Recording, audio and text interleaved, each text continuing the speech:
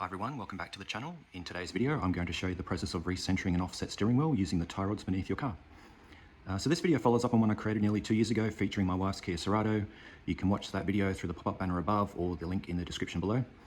It generated numerous questions and comments, and although I responded to everyone I believe, hopefully this new video will address all of those questions and concerns.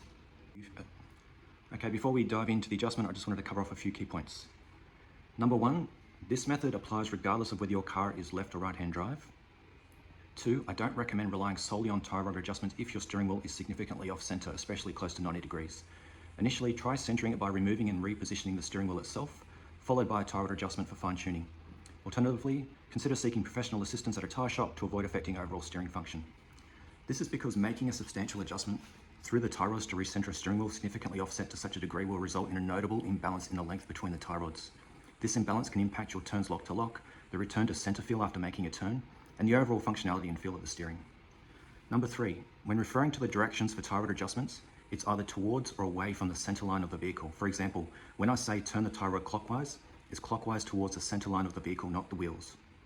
And number 4, and lastly, ensure that you make equal adjustments on both tie rods to maintain overall wheel alignment. Consider drawing a quick diagram to track the number, direction, and degree of turns.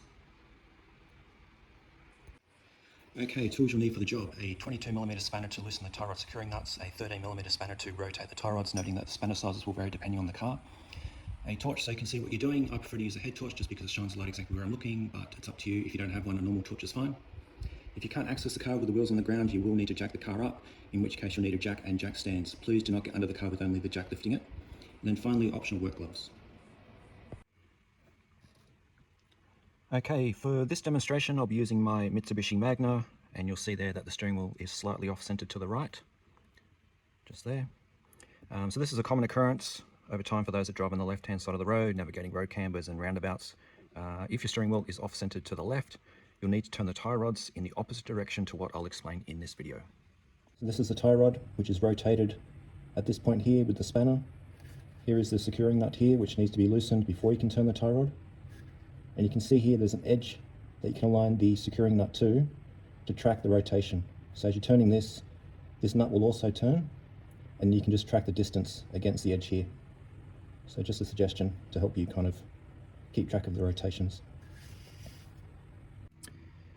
Okay, so to begin, I prefer to start on the driver's side of the car, which in this case is the right-hand side of the car, and I'm looking towards the front of the car. So the first step is to loosen the tie rod securing nut.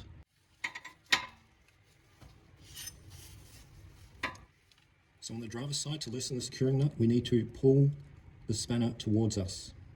Okay, so it's clockwise.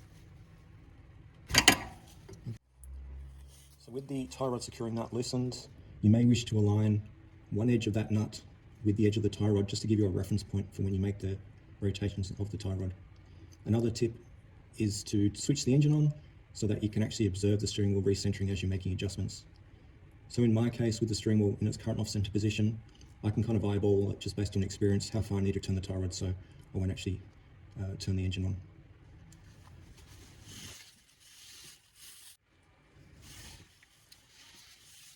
Okay, so for this demonstration with the steering wheel off-center to the right, we need to carefully turn the driver's side tie rod about 30 degrees counterclockwise or anti-clockwise.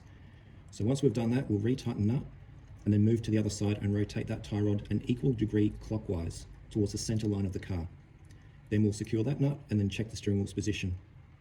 If the engine isn't on, you'll need to take a test drive to confirm and possibly repeat these steps until you achieve the desired alignment. So I'll go ahead now and just show you how I turn the tie rod around about 30 degrees counterclockwise or anti-clockwise.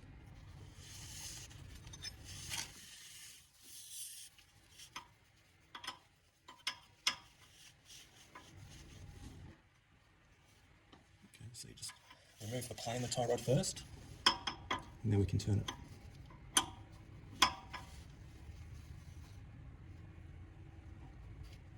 About to there.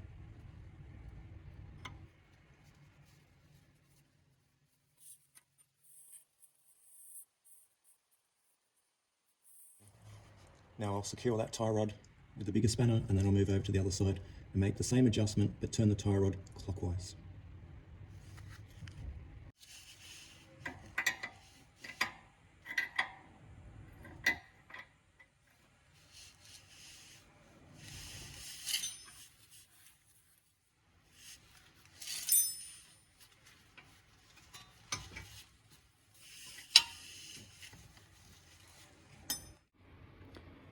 Okay, so that's pretty much it for the adjustment. I hope this video makes it a little bit clearer for you, and when you're driving down the road straight ahead, your steering wheel is centered as you can see here.